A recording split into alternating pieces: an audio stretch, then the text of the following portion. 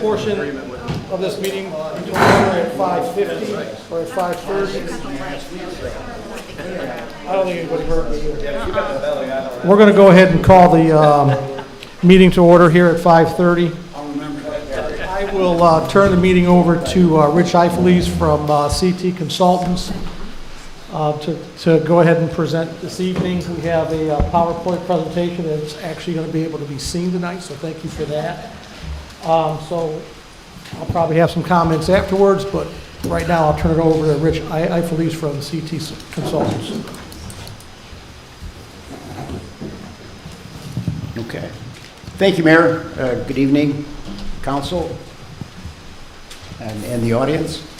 Again, I'm Rich Eifeles with CT Consultants. I've been assisting the village in this effort over the past year or so, culminating in the the third reading for the bulk water purchase agreement with the City of Paynesville. So, fortunately, this month we have visuals to go along with what I was trying to describe last month. So, hopefully, this will aid, and it'll assist me. I'll tell you that it was pretty difficult. So, I'd I've got a PowerPoint presentation here. I'm going to begin with an introduction to what the village owns, what they have, their assets, as a lead into the discussion of the bulk water purchase agreement with the city of Painesville.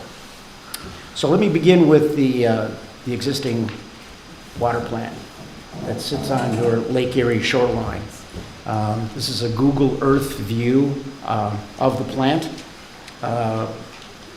Those of you that may not know, its construction is approaching a century in age. The village came under violations, notice of violations after inspections from Ohio EPA. Once, the first time in 2017, recently, and then another in 2018.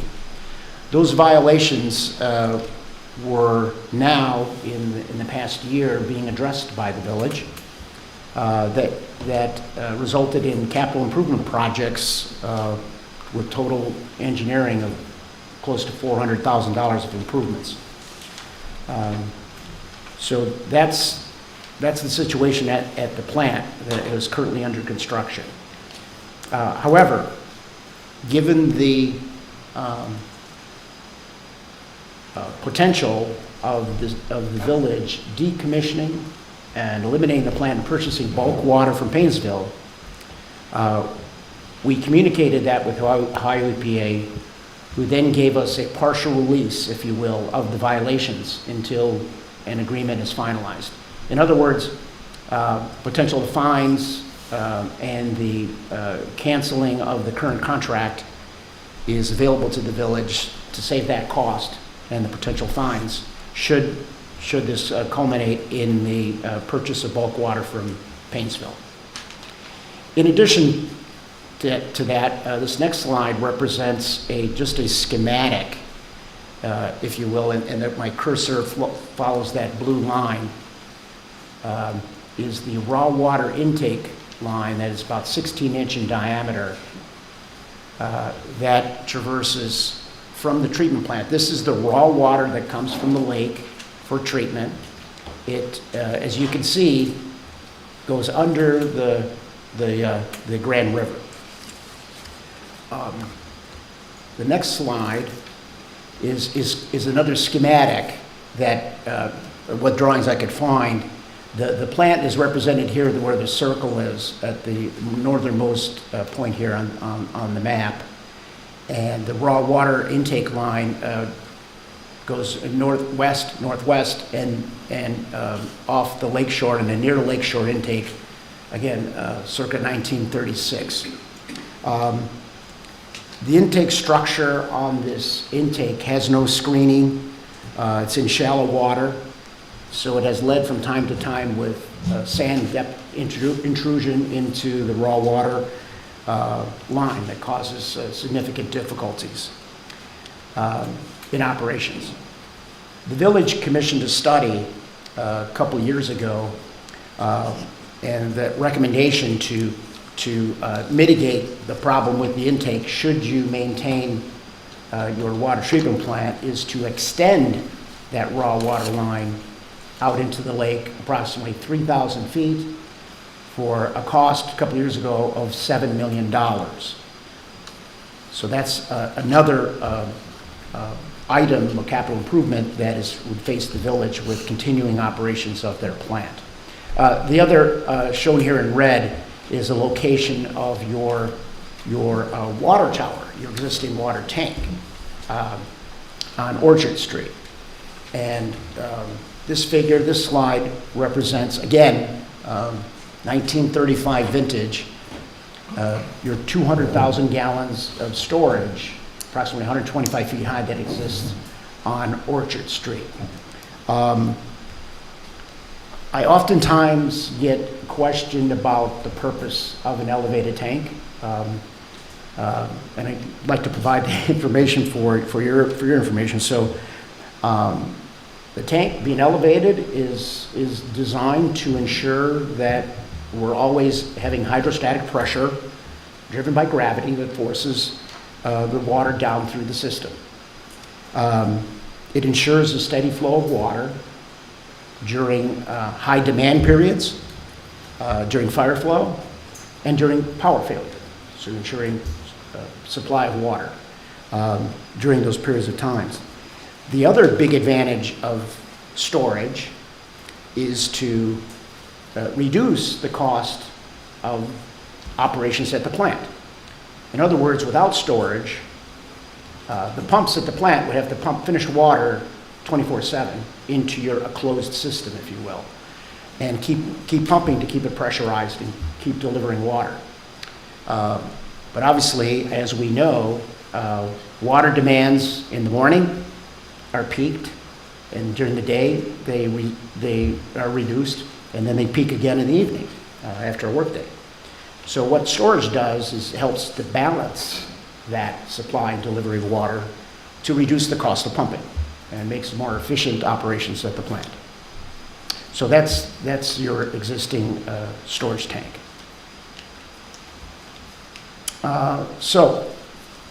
Last year, the village approved a resolution to advertise for proposals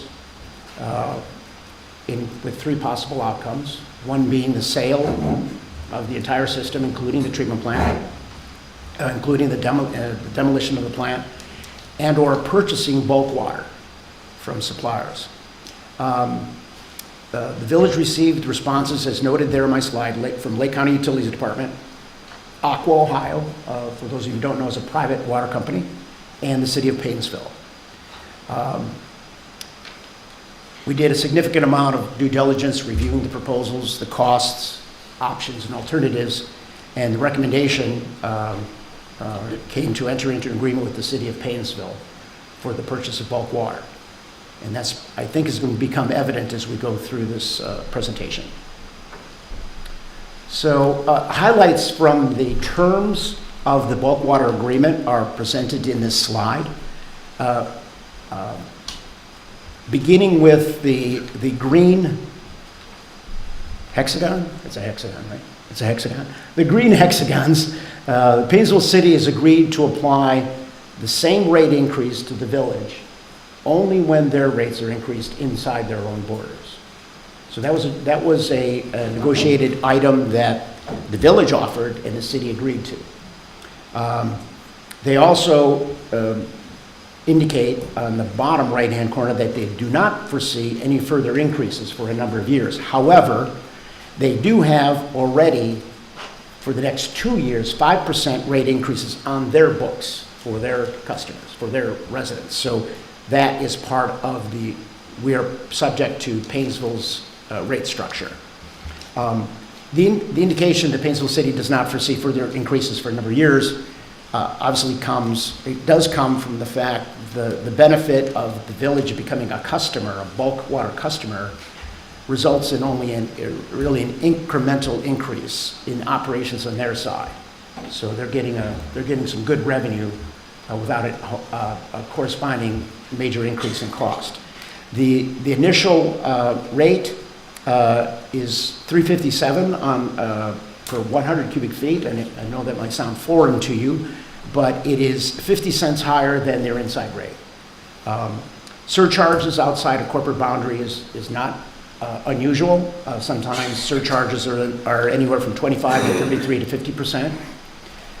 This is a 50-cent increase that will, or I should say, difference from the outside rate to the inside rate that will remain during the term of the contract.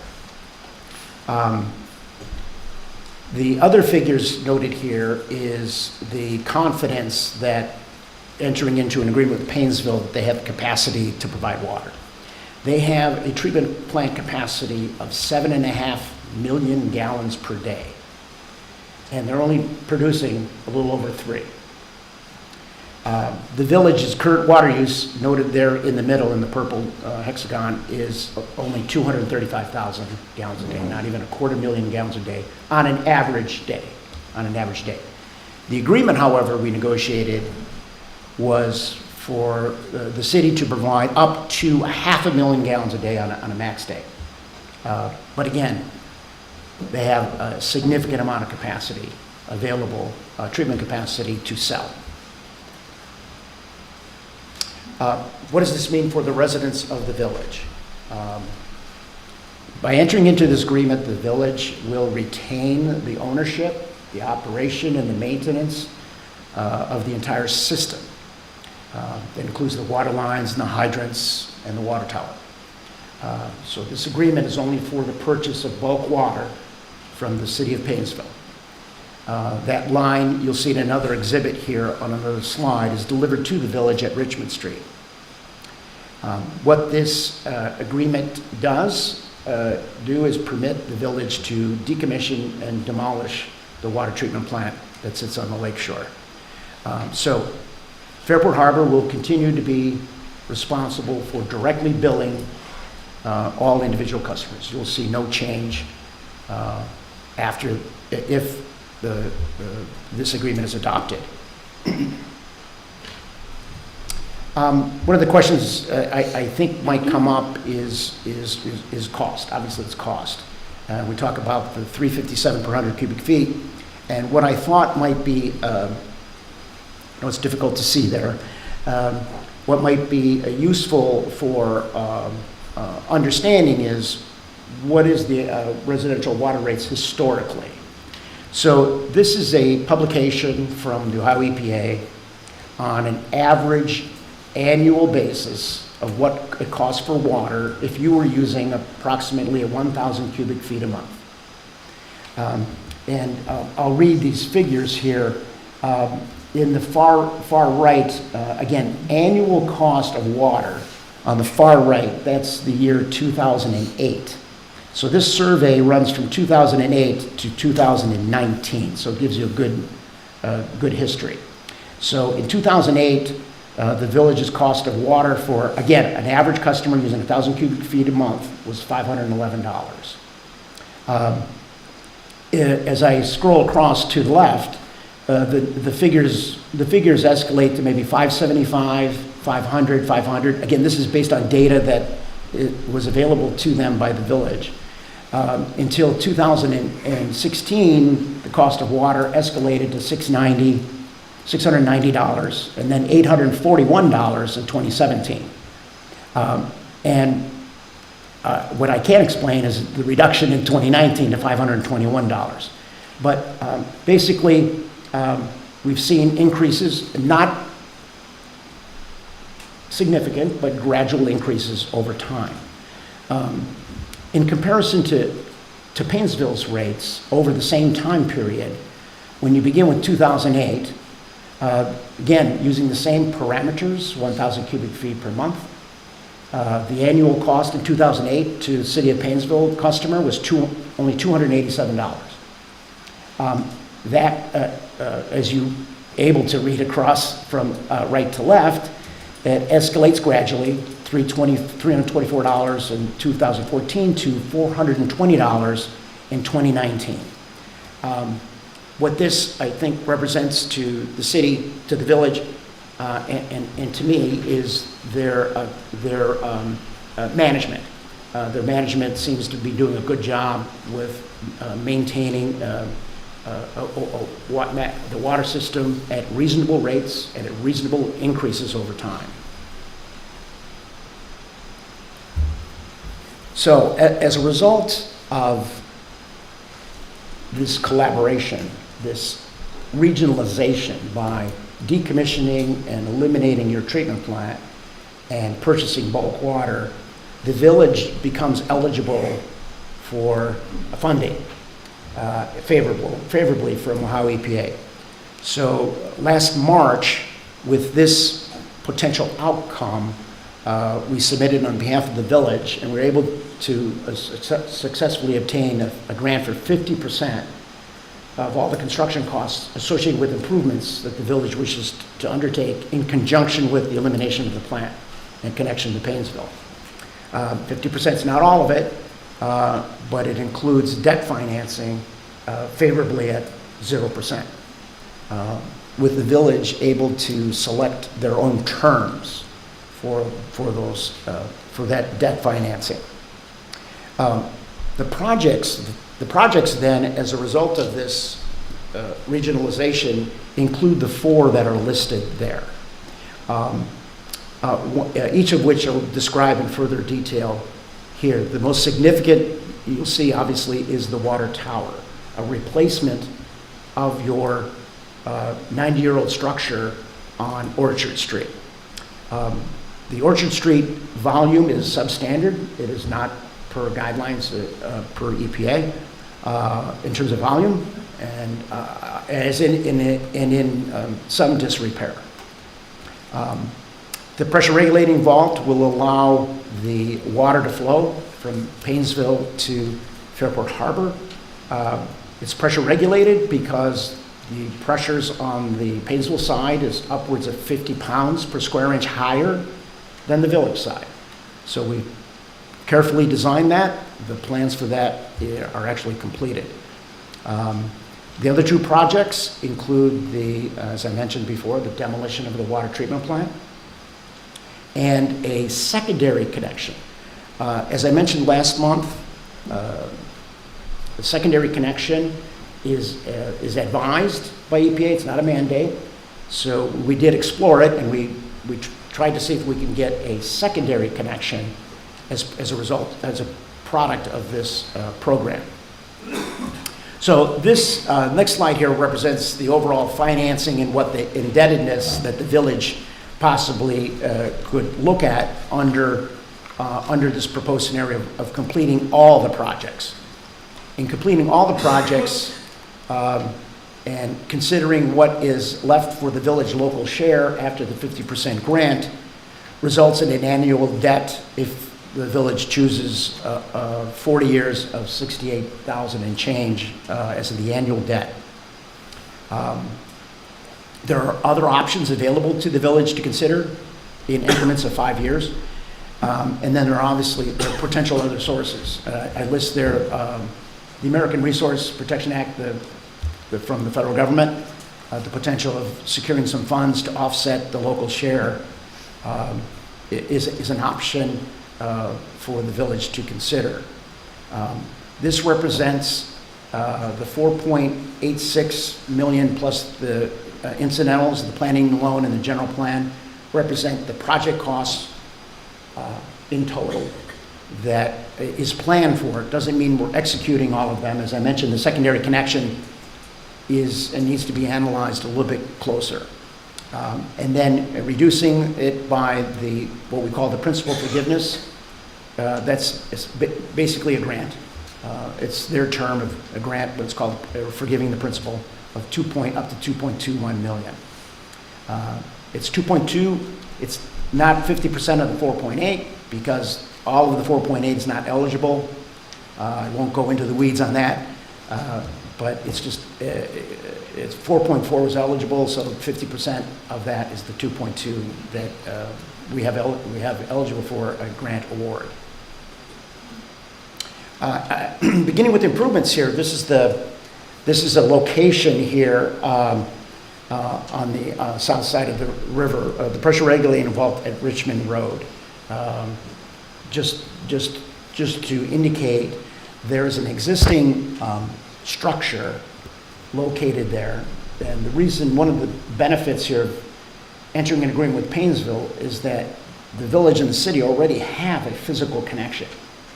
The water line is already across the river, already connected to the village.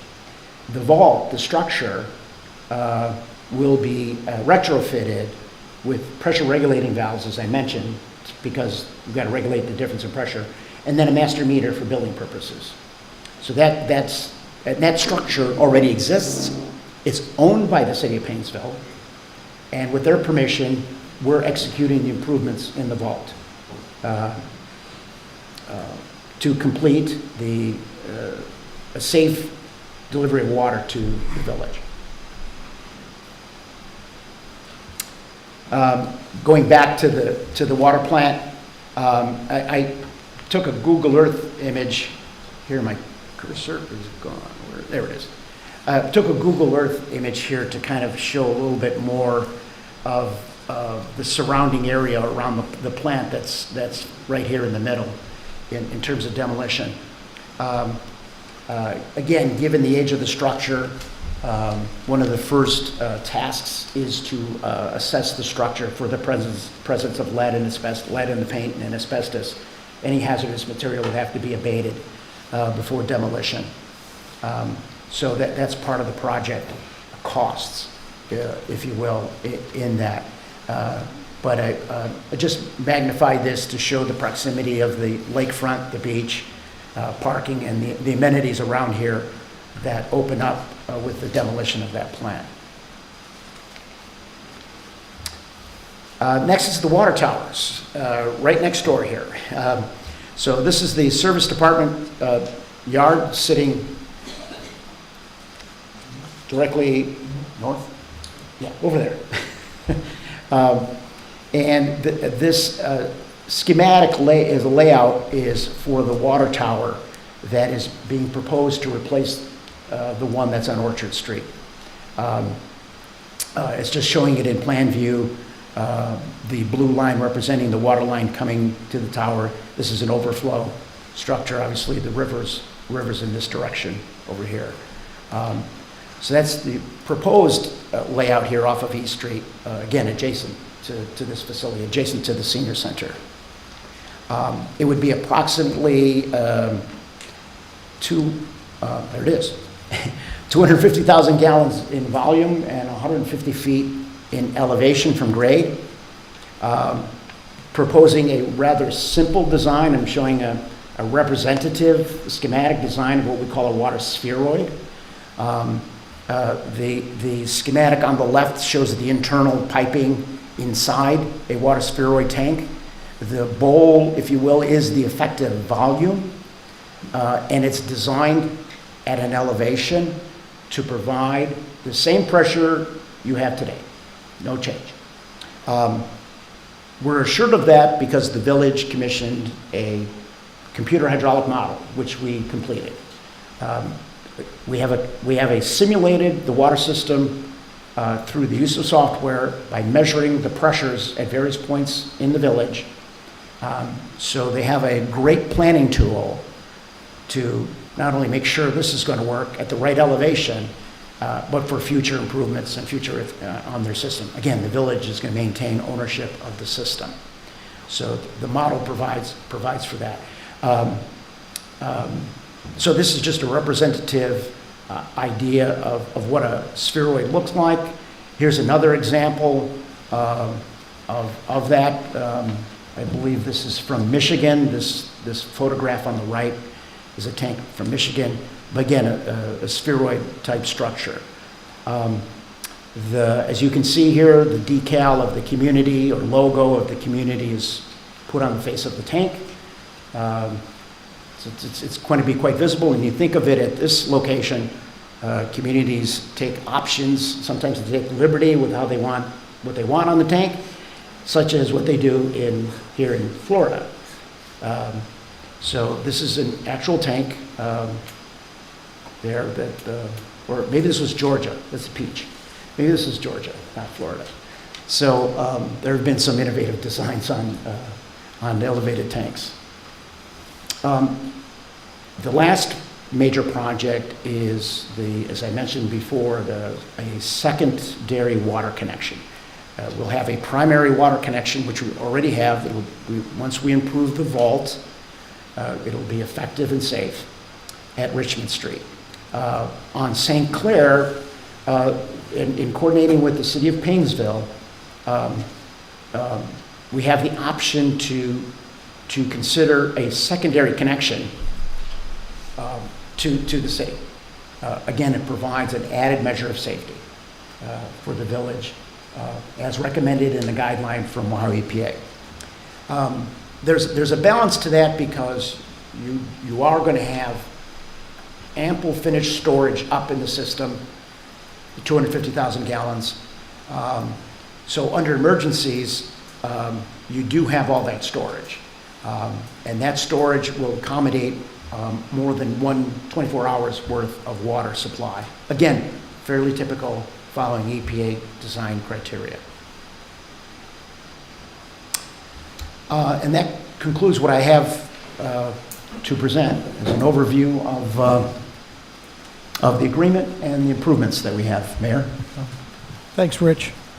Thank you, Rich. I appreciate you going over that again. At this time, We'll open the floor up for comments or questions that you folks out in the audience may have. I would ask that you approach the podium there in the middle.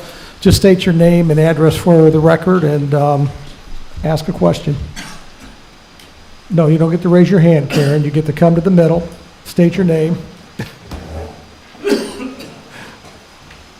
Thank you. Karen Bidlack, 635 Eagle Street. You had mentioned about the secondary connection, that it's not advised, that it's not mandated. Do you feel it would be important to have a secondary connection? And if so, why?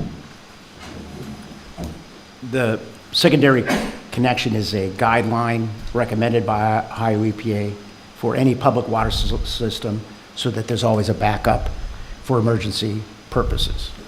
Emergency purposes include firefighting, loss of power. You will have ample storage in the system. This provides another redundant connection to be able to get you water from the city of Paynesville.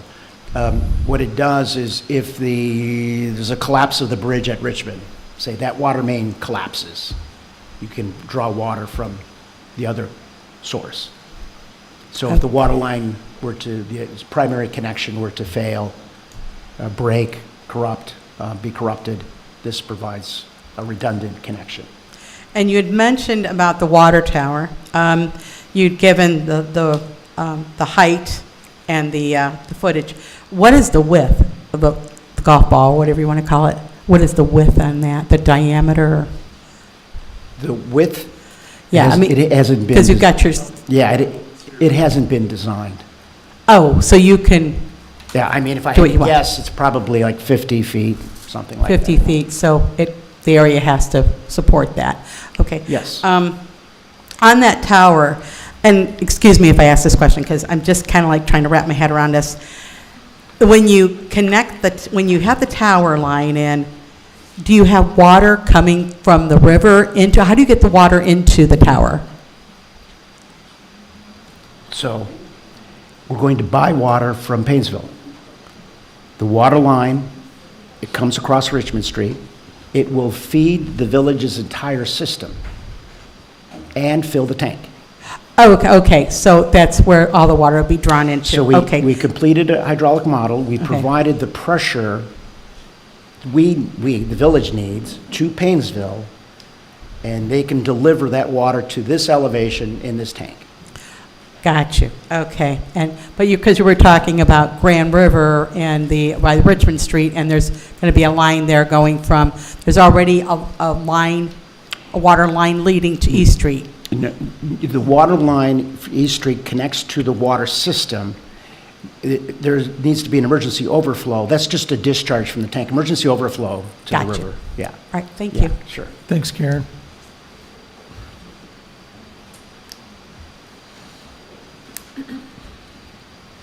Name is John Steinbeck. I live on 334 Eagle Street. Hi, John. Hello. And my question regards to the location of the proposed new tower and the height of it compared to the height of the old one. I'm remembering that the new one is proposed to be about 25 feet higher. It is also located, compared to the old one, at a lower elevation. Mm-hmm. And considering moving water uphill from the new tower to the main part of the village, is that why the new tower is 25 feet higher than the old tower? To compensate for its lower elevation? No, sir. No. The only reason it's 25 feet higher is because the elevation of the ground is 25 feet lower. That's So saying. yes. Yeah, You answered his question, yes. So the elevation at the top of the new tower is the same as the elevation. Okay. Yes, sir. So that's because the elevation of the old tower, The grade. ground level, The grade. is Yes, sir. about 25 You got it. feet higher. Exactly. Yes. Thank you. Perfect. Thank you.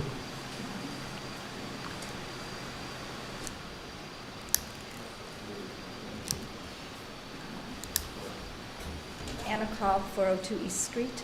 I'm just going to ask this real quick because I have to get somewhere else. But I'm just wondering, is it necessary to tear down the water plant building, or is it possible to repurpose that building? Has that been addressed at all? We'll look into it. Most developers that we've talked to at this point don't want the building. So taking it down makes sense. It's full of asbestos. It's full of lead paint. There's really no way to repurpose it. From the folks that we've talked to, if there's a way to and it makes sense for a developer, then we'll entertain it. But my guess is it's not going to stay. And it sounds like my understanding is this is kind of a conclusion. This is the direction that we're going in? We're on third read tonight, yeah. Okay, Thank thanks. you.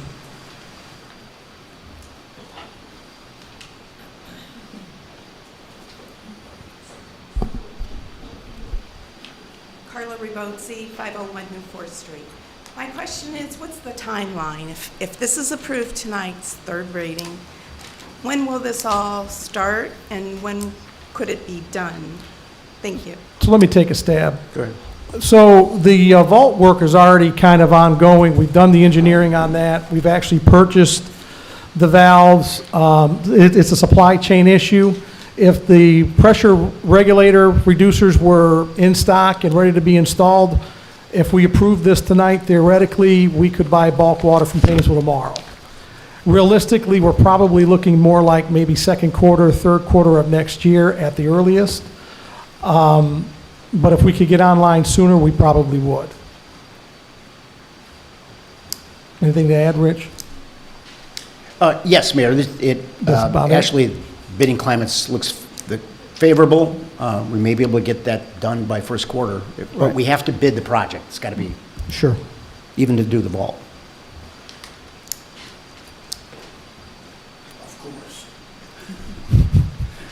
Bill Lukeshaw, 406 Cortlandt Street.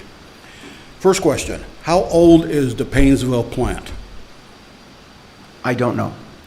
Because if it's of an age where we're going to run into the same problem with them as we are here, then it's not making a lot of sense. I don't know the age of Painesville's plant, but I know their intake, they just, back in 16? Is that about the right time frame? They just put a $17 million improvement into their plant because they had to improve their intake. So Painesville's in a much better position from a strategic standpoint and from a long-term standpoint. We looked at that when we looked at the feasibility of it. Okay. Is the chemical makeup of Painesville's water the same as Fairport's water, as to like fluoride being added, chlorine, stuff like that? Yes, from my understanding, obviously the source water is the same, Lake Erie. They're drawing from the same source we're drawing from, and their treatment processes are the same as for Fairport's plant. But your question is a good one, because before we do anything to open the valve at the vault, we will administer a unidirectional flushing program because the water is now coming from the south. So we want to, there'll be depositions and stuff that flow through the water. There's a program to do street by street, neighborhood by neighborhood, that will be done before we open that valve. So we want to ensure that once that water is coming from a different direction, it's going to change. It's going to change. But the chemical characteristics are not significantly different. Next one. Is Fairport going to add any kind of a fee to the billing of the water? As far as what we're buying from Painesville, Well, no, as to like a processing fee for billing or anything like that? no, Okay, no, I think we saw it all staying the same way as it is now. yeah. okay, I didn't hear what you said. It's going to stay the same. We expect it to stay, the process to stay the same. Okay, No changes, no extra fees for it. okay. Tim, you had mentioned that once you demolish the old water plant, it'd be ready for development. What kind of development? Obviously, you've got something in mind. Well, it's what council passed a number of years ago with the dual overlay district. Bill, it would go back to the, I think, 2012 study that Kent State did. It would be some form of mixed use, mixed industrial, or mixed entertainment, et cetera. So I don't have a, a plan for exactly what it'll look like, but it'll be something along those lines. Hopefully, it'll be something that if you go up on top of the lighthouse, you're not looking at something ugly down there. We agree, Bill. Thank you.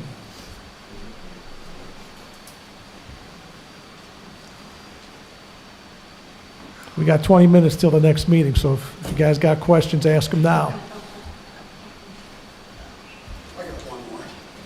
Hold on, Bill. I think this young lady had a question.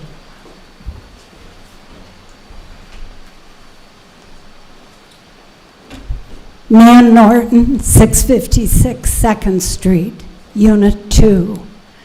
I understand the water pipes all throughout the village are old. Mm-hmm. You're talking about putting pressure regulators in.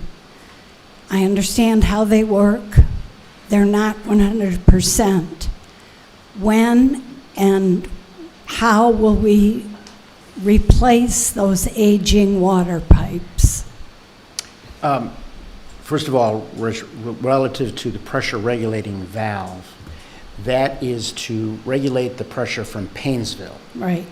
On your side, the pressure is no different today than it will be in the future. It's the same pressure. And it's actually a redundant system. So there's two valves, correct? That are going to And be we have installed. a bypass, yeah. On a bypass, any design, there's a bypass pressure regulating valve. So on the Fairport side, you see no change in pressure. Aging water lines are a problem for all older communities. So I'm sure the village would systematically develop a capital improvement plan to hit those old water lines. But there's no thought to that yet. I wouldn't say there's no thought there's to always- it. yeah. We are, we have it built into our model. Yes. We replace lines as they break. We don't have the capital, nor do we have the bandwidth within our system to even think about a capital replacement of all the water lines that would be in the ground at this point. What we might be able to do is pull projects together as they may make sense if we're doing some type of sanitary work in the street, et cetera, to see if there's a cost sharing that can happen. But for the most part, no, there's no active plan, and there would be no sense really to put one together at this point. The cost would be too high. Thank you. Thank you. I think Bill had another question before Karen did.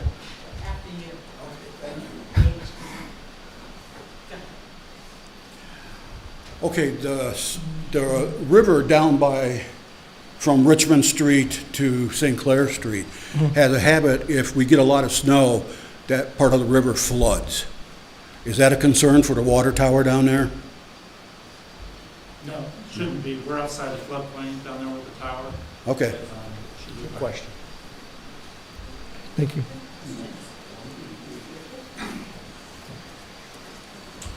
Most of the dialogue we've been having is between Fairport Harbor.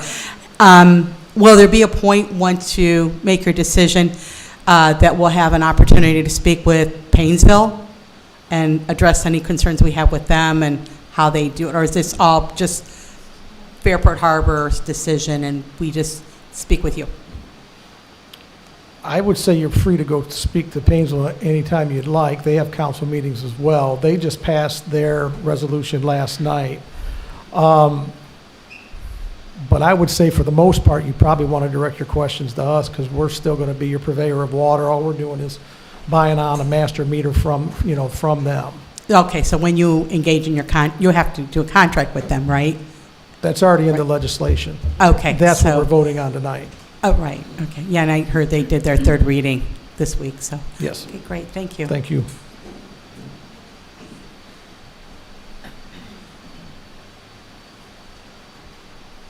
Okay, if we don't have any other questions, I'll go ahead and adjourn the meeting then. Thank you all for your time and thoughtful questions too.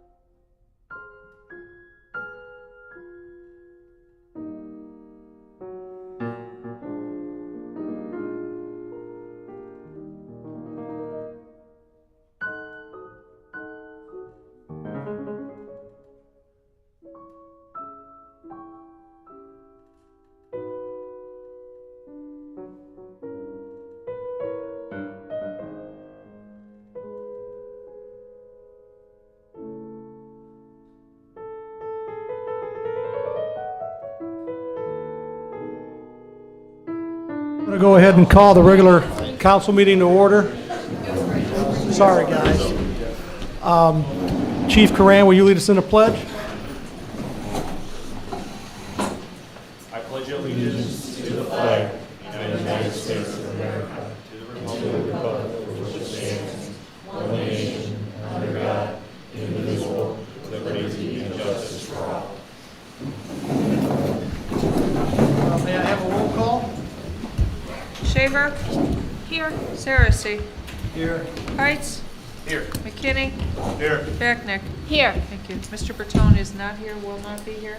Yes, we need a motion. I'll make a motion. Second. Shaver?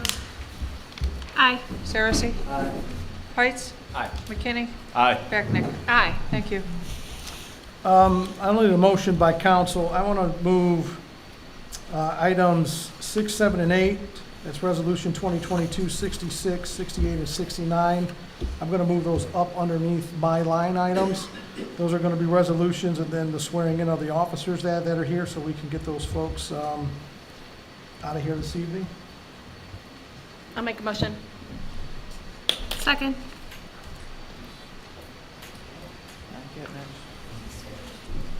Shaver? Aye. Saracy? Aye. Heights? Aye. McKinney? Aye. Backnick? Aye. Can I have a motion to approve the minutes from August 16th, 2022? So moved. Second. Saracy? Aye. Backnick? Aye. Shaver? Aye. Heights? Aye. McKinney? Aye. Thank you. From our solicitor this evening, Mr. Jim Lyons. No report tonight, Mr. Mayor. Thank you, sir. I have a noise variance request from the American Convenience Club. The Board of the Convenience Club is requesting a noise variance for the annual clam bake on Saturday, September 24th, 2022, from 3 p.m. till midnight. Thank you for your consideration, the Convenience Club Board. I'll make a motion. Second. Backnick? Aye. McKinney? Aye. Shaver? Aye. Saracy? Aye. Heights? Aye. Thank you. Hard to believe that we're making this motion already, but I need a motion from council to set the times for trick-or-treating Monday, October 31st, from 6 p.m. to 8 p.m.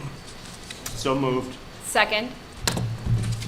McKinney? Aye. Backnick? Aye. Shaver? Aye. Saracy? Aye. Heights? Aye. Thank you. And then I need a motion from council to move some surplus items from the police department.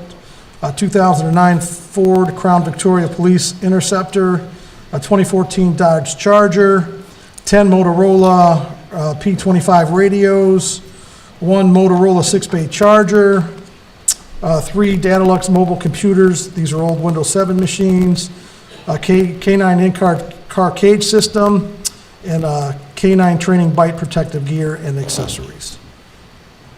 Move to adopt. Second. Backnick? Aye. Heights? Aye. Shaver? Aye. Saracy? Aye. McKinney? Aye. Thank you. Okay, Resolution 2022.66, a resolution confirming the appointment of William Holbert as a Special Police Officer 3 for the Village of Fairport Harbor, Ohio, and declaring an emergency. Move to adopt. Second. Move to suspend. Second. On the adopt, Backnick? Aye. McKinney? Aye. Shaver? Aye. Saracy? Aye. Heights? Aye. Thank you.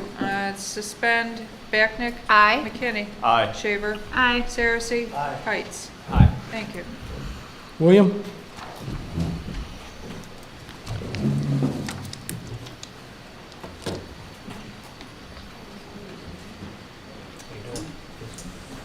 Please raise your right hand and repeat after me. I, William D. Holbert, I, William D. Holbert, solemnly swear solemnly swear that I will support the Constitution of the United States, that I will support the Constitution of the United States, the Constitution of the State of Ohio, the Constitution of the State of Ohio, the codified ordinance of the Village of Fairport Harbor, the codified ordinance of the Village of Fairport Harbor, and that I will faithfully, and that I will faithfully, honestly, and impartially honestly, and impartially discharge the duties discharge the duties of the office of part-time patrolman of the office of part-time patrolman for the Village of Fairport Harbor, for the Village of Fairport Harbor, Lake County, Lake County, State of Ohio, State of Ohio, during my term of office. pardon, During my term of office. during my term of office. Welcome aboard. Thank you. I need you to sign.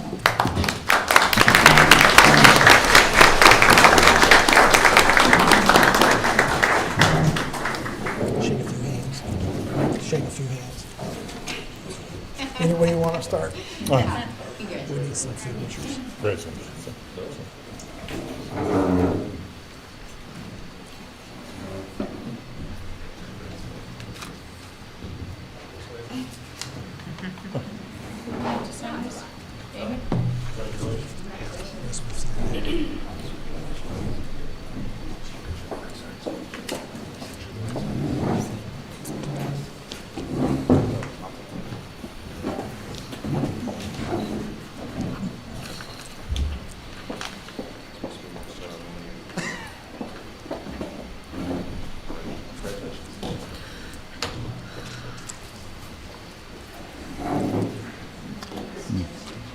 Resolution number 2022-68, a resolution confirming the appointment of Tyler Varse as a regular police officer for the Village of Fairport Harbor, Ohio, and declaring an emergency.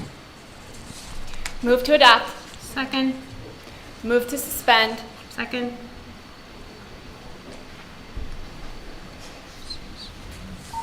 Adopt. Bachnick. Aye. Shaver. Aye. Saracen. Aye. Heights. Aye. McKinney. Aye. Suspend. Bachnick. Aye. Shaver. Aye. Saracen. Aye. Heights. Aye. McKinney. Aye. Thank you. Tyler?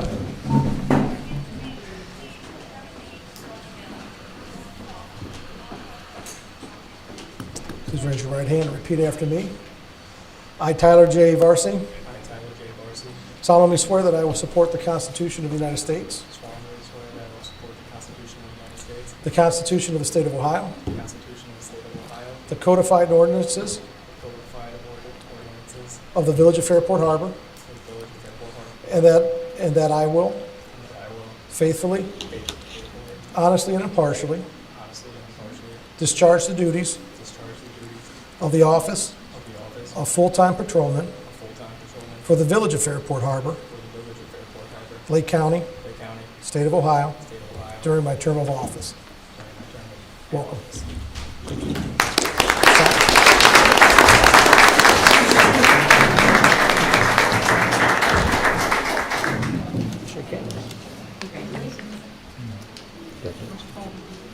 Oh, I see what you're doing.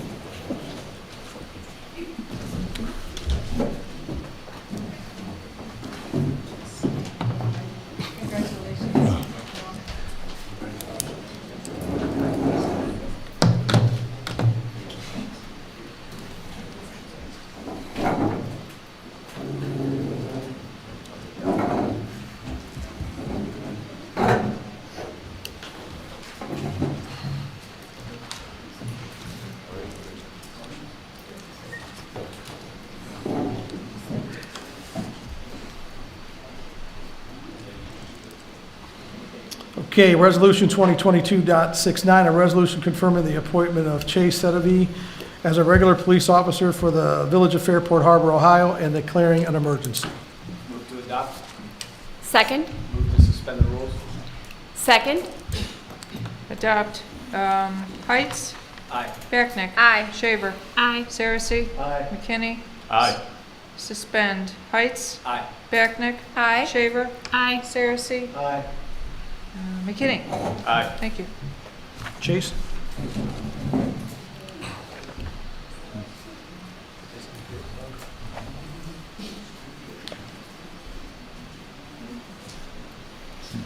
Please raise your right hand and repeat after me. I, Chase A. Sedovy, I, Tracy A. Sedovy, solemnly swear solemnly swear that I will support the Constitution of the United States, I will support the Constitution of the United States, the Constitution of the State of Ohio, the Constitution of the State of Ohio, the codified ordinances of the Village of Fairport Harbor, the ordinance of Fairport Harbor, and that I will faithfully, that I will faithfully, honestly, honestly, and impartially and impartially discharge the duties discharge the duties of the office of full-time patrolman of the office of full-time patrolman for the Village of Fairport Harbor, for the Village of Fairport Harbor, Lake County, Lake County, State of Ohio, State of Ohio, during my term of office. during my term of office. Welcome aboard. Thank you.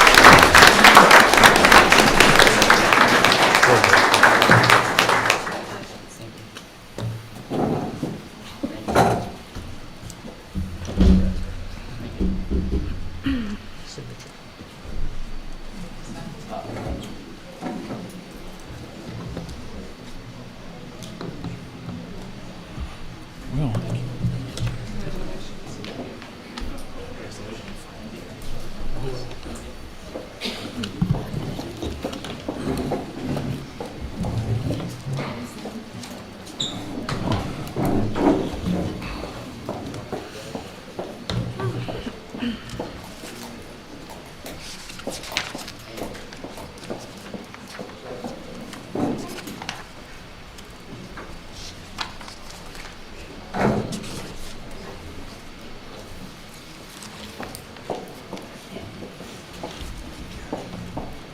Okay, that's all the legislation we have for the officers tonight. Welcome aboard. If you all like to exit the meeting now, that would be good. Thank you. From our administrator, Amy Kosick. Good evening, everybody. Congratulations to all our officers. Congressman Dave Joyce visited us on September 1st. His office called to do a Main Street tour. He viewed our downtown area, shops, businesses, and headed to the Creamery for a roundtable discussion. The purpose of the meeting was to discuss the marina, dredging, and the Lake Metro Parks Lakefront Trail. It was a great day for Fairport Harbor. We were happy to have the congressman in town for a tour. For your information, there's continued interest in the Lighthouse Grill property. The mayor and I were contacted by a local realtor that was working with a group from Willoughby that was interested in checking out the Lighthouse Grill to see if they could maybe expand their area from downtown. They were very interested in the potential of this location, and we'll keep you posted as we learn more. Extra Space Storage, the former Old Pets building on East Street, has been purchased by Extra Space Storage. They were just recently in front of the Fairport Harbor Planning Commission to have their site plan reviewed. The site plan was approved with some stipulations, one being that the applicant will need to provide landscaping for the site at the corner of the property located on St. Clair and East Street. The facade of the building will also be updated to a more modern look, so you'll be seeing some construction going on out front. Norfolk Southern, we received an update from their law department that they have forwarded our complaint to the division engineer to see what can be done. I followed up with these folks again, and they're getting back to me on the engineer's findings to move forward, so I'll keep you posted on that. Construction is underway at the property located next to the Creamery. The owners had the footer forms inspected, and they're ready to pour the footers, and they're in the process of buying concrete, so construction is happening. Fairport Harbor Civic Club will hold Community Day on Sunday, September 5th from noon to 5 p.m. in Veterans Park. I've included articles in your packet from the News Herald we've been covering throughout August and September. I also wanted to let you know that after our August 16th meeting, the Lake County came out and sprayed for mosquitoes, and they came out again last night and sprayed Fairport Harbor for mosquitoes. So I'll keep you posted on that, but they keep coming back because I know that's an issue. Also, this Friday, 9/23, there's going to be a ribbon cutting for Davron Builders at 618 High Street. It's a chamber-coordinated event, and if there's anyone who would like to participate in that at 9 o'clock on the 23rd, you're more than welcome to attend. That concludes my report. Thank you, Amy. Council have any questions for Amy? I don't. Keep up the good work, as always. From our village engineer, Clyde Hatton. No report, Mr. Mayor. Thank you, sir. From our interim fiscal officer, Christine Page. All right. For the month of August, our revenues were $533,610.49. The majority of that has to do with second half real property and street lighting assessment revenues. So we were in is $533,610.49. Expenditures for the month were $322,806.78. Your reconciled cash balance at the end of August is $3,586,145.12. Again, that is reconciled. Interest revenue for the month was $5,901.01. In the package, you have the reconciliation summary. The check listing, the receipts and the check listing are to the back. Check listing is in the back of my package. Do you have questions, concerns? I do not, Council. Okay, thank all you. I got. Thank you, Christine.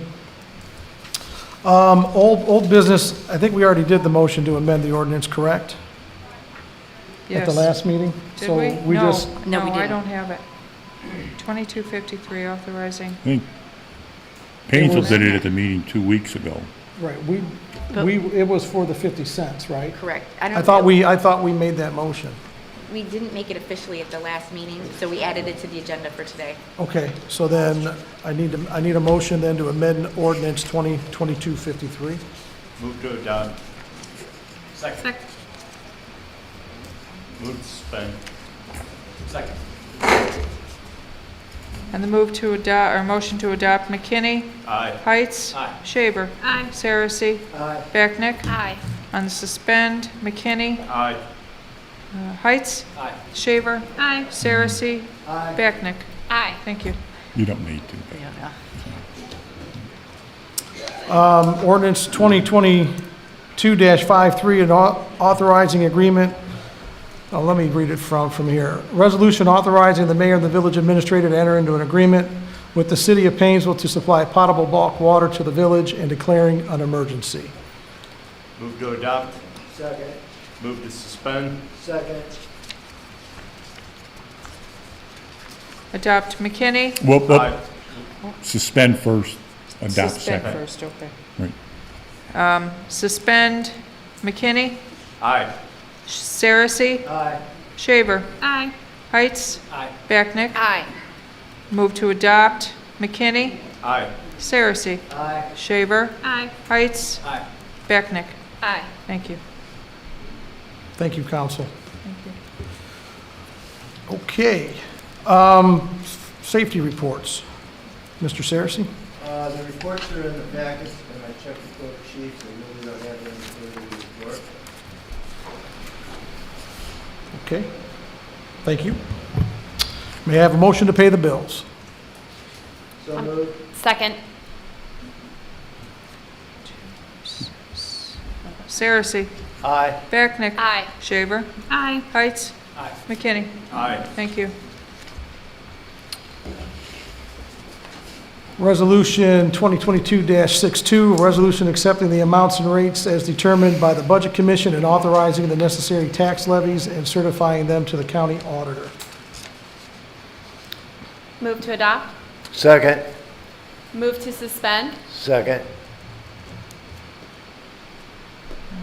Adopt. Becknick? Aye. You want me to go to back the other way? Suspend first. Suspend first. Suspend first. Suspend, always suspend Always. first. Okay, Right. okay, I get you. I know we Yeah, it, do the motion to adopt and then the motion to suspend, but the motion to suspend has to be Proceed. voted should on go first. first, right, okay.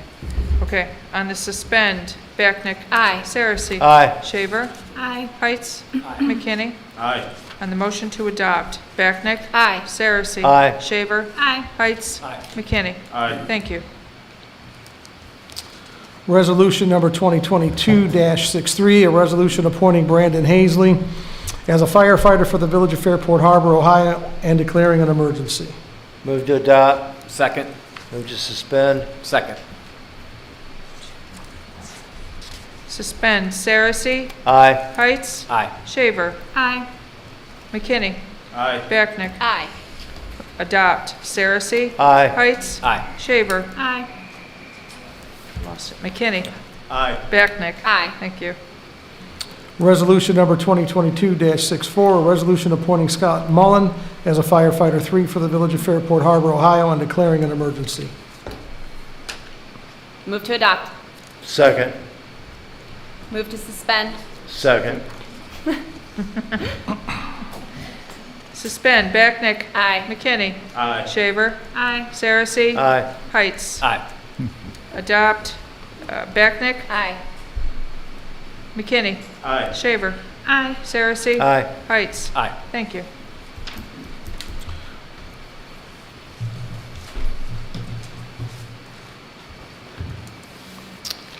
Resolution number 2022-70, a resolution authorizing the mayor and fiscal officer to sign the amended bylaws with the Fairport Harbor Senior Center. Move to adopt. Second. Move to suspend. Second. Suspend, Saracen? Aye. Shaver? Aye. Heights? Aye. McKinney? Aye. Becknick? Aye. Adopt, Saracen? Aye. Shaver? Aye. Heights? Aye. McKinney? Aye. Becknick? Aye. Thank you. Did we skip 65? No, we moved those up. Those were the officers? Oh, We missed a firefighter. we missed a fireman. We did. Which one? 65. I think 65's here. No, 69's here. 64, 65? No, hold on a second, let me look. 66?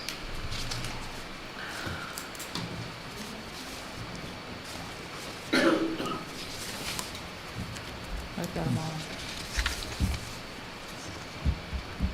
A resolution appointing, we'll go to 2022-65, a resolution appointing Zachary Grubach as a firefighter 3 for the Village of Fairport Harbor, Ohio, and declaring an emergency. Move to adopt. Second. Move to suspend. Second. Move to suspend. Saracy? Aye. Shaver? Aye. Heights? Aye. McKinney? Aye. Becknick? Aye. Move to adopt. Saracy? Aye. Shaver? Aye. Heights? Aye. McKinney? Aye. Becknick? Aye. Thank you. Resolution number 2022-70, a resolution authorizing the mayor and fiscal officer to sign the amended bylaw. Oh, we already did that one. Did you guys vote on that? Yep. Okay, now Okay. I understand.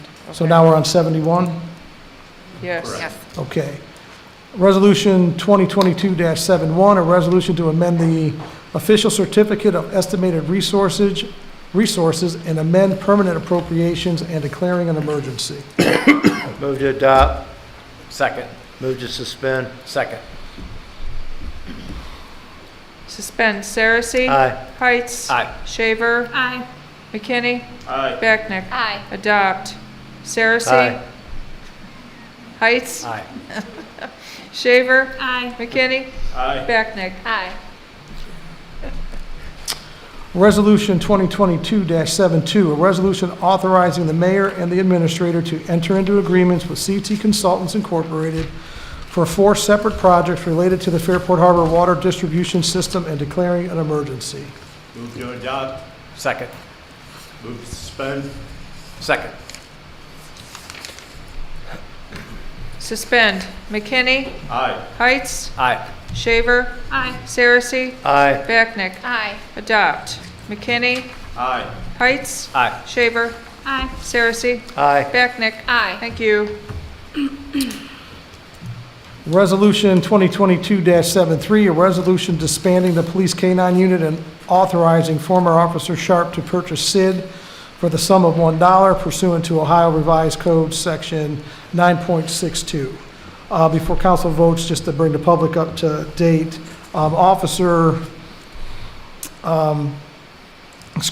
Sharp took a position with the Village of Madison, and he's leaving the force here at Fairport Harbor. We thank him for his many years of service, did a great job with SID. The police unit will be missed, but I agree with the chief that at this point, there's no sense in continuing on with it. I'm sure we'll take a look at it as the future unfolds for us. But we certainly wish Officer Sharp well in his new endeavors. Move to adopt. Second. Move to suspend. Second. Suspend. Becknick? Aye. Saracy? Aye. Shaver? Aye. Heights? Aye. McKinney? Aye. Adopt. Becknick? Aye. Saracy? Aye. Shaver? Aye. Heights? Aye. McKinney? Aye. Thank you. I don't have anything else this evening. Council have anything? No. Nothing? I know we're going to go to the public, and then after that, we're going to be going into executive session. I'll make that announcement when we're done. But at this time, Christina's daughter is turning 6 today, and there's a Taco Tuesday engagement that Christina needs to get to. So I would ask Christina to maybe exit the meeting now if you'd like. Okay. Very good. Thank you. And wish her a happy birthday for us. Okay? I will. Thank you. Thank you. Thank you. We're going to compadres if anybody wants to join, but I'm not paying. Very nice. All right, at this time, we're open to the public. If you would, come to the podium, state your name, address for the record, and address council. Thank you.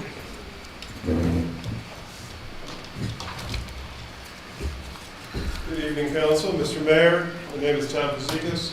I live at 119 Vine Street. I am here to inform council and ask for their support for issue 3 that will be appearing for the school on the November 8th ballot. To give you a little bit of history about how we got to where we are with this particular levy issue, I want to give you a little update on a historic issue 3 that we passed a year ago, which was the bond issue for new facilities for the school. Since then, The board has been very busy. We have two of our facility committee members in the audience this evening, Bill Luckshaw and Karen Bidlack, who have been working tirelessly above and beyond their board duties to make sure that this facility project is proceeding. We secured an architect and then design associates, which is a Lake County firm. We've done most, if not all, of our preliminary site work, and we are currently in the process of securing a construction manager at risk, which will ensure that our project stays on time, on budget, and with minimal intrusion upon our neighbors and community.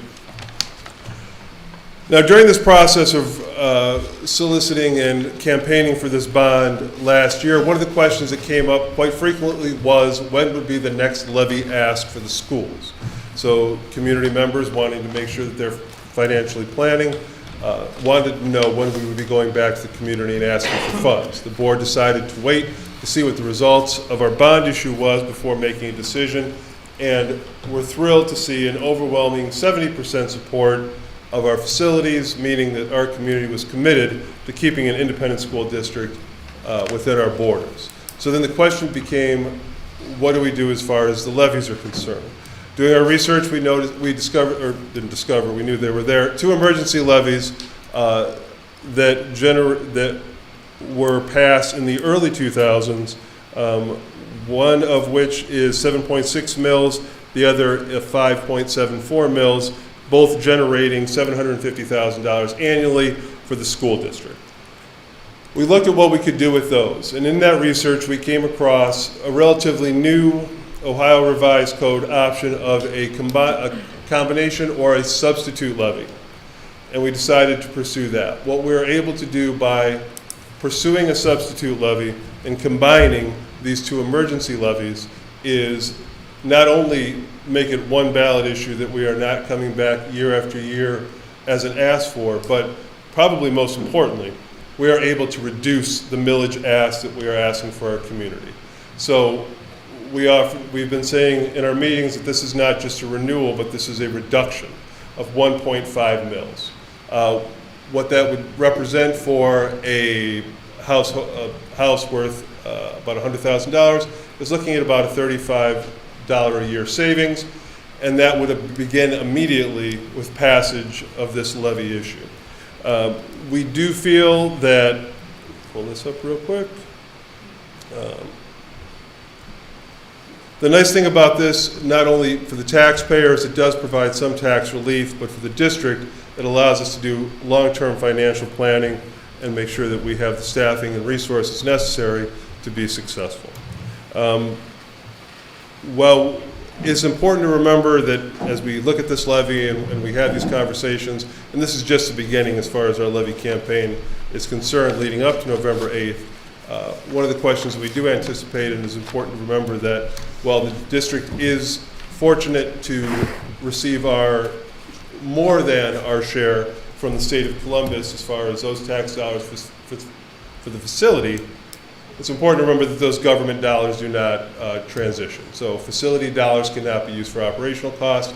Operational costs are a separate expense. So this levy would be for operating costs, and we do anticipate, with consistent conservative financial planning, which we're somewhat known for, and what is no better word for it, a gifted treasurer and her team, we do anticipate this may be the last ask that the school has as far as the community is concerned for a long time. So this is just our first kind of kickoff for this campaign. More information will be forthcoming. We'll be doing mailers, signs, all the traditional levy work, but we did want to inform council. This is obviously one of the best places to come to get your message out and out to the voters in our community. So we just wanted to inform you of this, and I believe we have a trustee from the library coming up as soon as I'm done.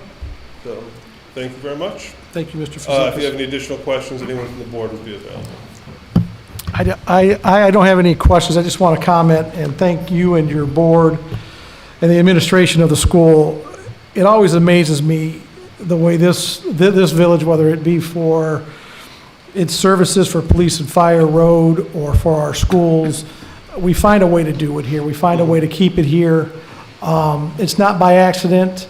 I think you guys hire good people on purpose, so I'm not surprised you got a good treasurer, but I thank you for your Herculean efforts that you have done to date. And, you know, it doesn't seem like a lot as far as the reduction in millage goes, but I think it goes a long, long ways to show folks that, at least at the local level, we are worried about what people are paying. Sure. And doing what we can with that. So thank you for those efforts, Tom. Not a problem. Okay. At this time, I'd like to have the library Sure. come up.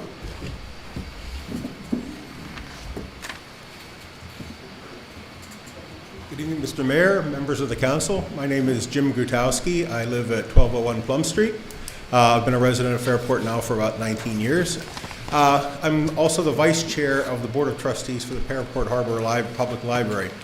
We, too, have a levy proposition on the ballot this year, a 5-year levy, $500,000, which would cost about a nickel for every $100,000 of valuation, but would bring in for about $35,000 for the library. The majority of our funding comes from the Ohio State's Public Library Fund, which is part of the general revenue of the tax revenue of the state. And up until 2021, we were apportioned about 2.2%. In July of 2021, the legislature cut that back to 1.5%. For the last time we asked for a levy was about 18 years ago, and over that time, we've been dealing with, rising costs as well as lowered revenue, and the hit last year from the state really affected us. So we're looking for this $35,000 a year that would be generated by the levy to help support our different services, et cetera. Over the years, we've certainly diversified what we've offered for the community. Gone from just offering books, now we offer internet services, we offer passport services. Last year alone, the library staff delivered 900 books to shut-ins around the village. So we have a connection not only through the school, serving our K-12 students, but also our older citizens as well. I go back to the fact that I've lived here for about 19 years because a library was always an important part of my own life growing up. And when I came here, I was impressed immediately with how the library serves everybody and really offers a venue where everybody in Fairport can come together for different services, different needs, and just have a chance to see each other and mingle. I think we play an important part in the Fairport community, and I'm hoping that you will support our levy in November. Thank you. Thank you. And Saturday, they celebrated their 100-year anniversary, and I got to attend it. It was a wonderful celebration. Again, it speaks volumes to the residents in this village and the people that choose to call this home. And, 19 years here, and your dedication to that board is really to be commended. Thank you, Mr. Mayor. The voters supported the additional money to keep a library with the new schools. So I foresee this having a favorable outcome as well. And again, you haven't asked for money in almost 19 years. That speaks again well to the fiscal responsibility that you guys do. So thank you for what you do. And thank you for putting up with Kathy Norman as well.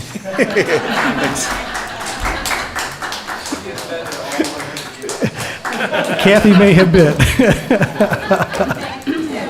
She throws something, I don't want to.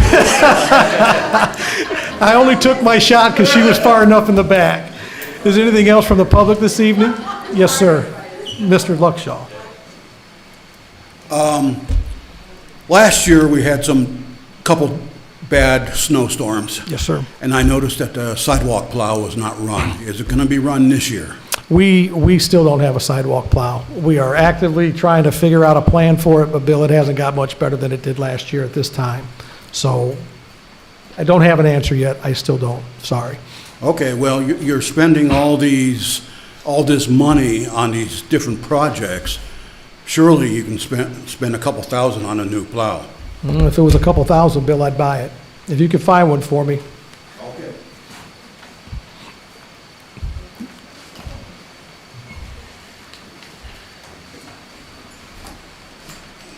Carla Rebozzi, 501 New Fourth. My question is there any update about the East Street, 625 East Street, Old Denora property? We've noticed one of the vehicles has moved. Quite a few of them are others- moved. I'll let the chief There's handle still that. some- oh. Yeah, there was a number of the vehicles that were in violation at that property that were removed recently, including the tractor trailer. If you've noticed that, that was removed as well. Also, the landscaping and some of the yard work around there was recently done and cleaned up a little bit. Definitely. Well, I had heard a rumor Not here. that was sold or is going to be sold and become some sort of a metal or steel manufacturing. Is that hopeful? Nothing that's come Nothing across our that's- desk, yeah. Okay. No. All right, just a rumor. Thank you. Thank you. Okay, if nothing else, I will ask for a motion for council to go into executive session to discuss pending or imminent court action as it pertains to zoning, and there will be no action coming out of executive session. So moved. Second. McKinney? Aye. Saracen? Aye. Shaver? Aye. Heights? Aye. Thank you. Okay.